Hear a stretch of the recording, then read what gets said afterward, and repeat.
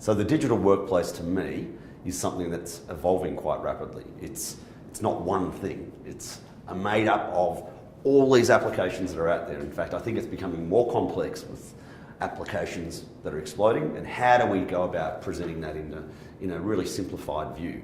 And to me, the definition of a digital workplace is bringing those things together in one simplified experience. The hard thing now for a digital worker or any worker trying to embrace a digital workplace is, what do I need to use versus what is the noise out there?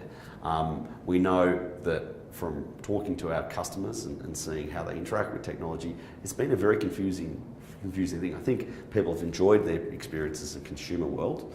When you're at home, you sort of can get to the stuff you need. But in the workplace, it's always been hard, and it still is in most organisations.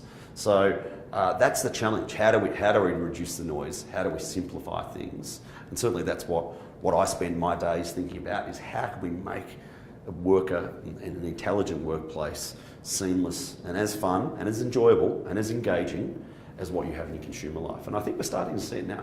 So one of the things we're seeing a lot of in organisations that we work with is enabling business users to be involved in the design process.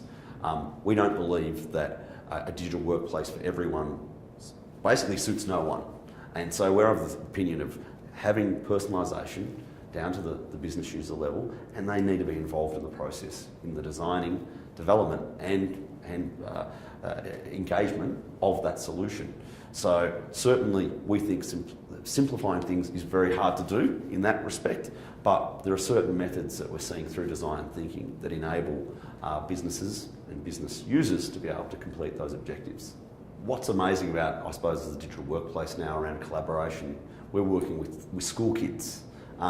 We've got a school in Brisbane that has a sister school in Singapore, and they not only communicate together, but they share cultural values, they share things that would otherwise not be able to be possible without some sort of digital classroom experience for them. We see educators with research, sharing amazing research topics and doing just extraordinary things for this earth and great things for this world by that collaborative nature of what a real digital workplace brings. Digital transformation and digital innovation isn't just now in the IT team.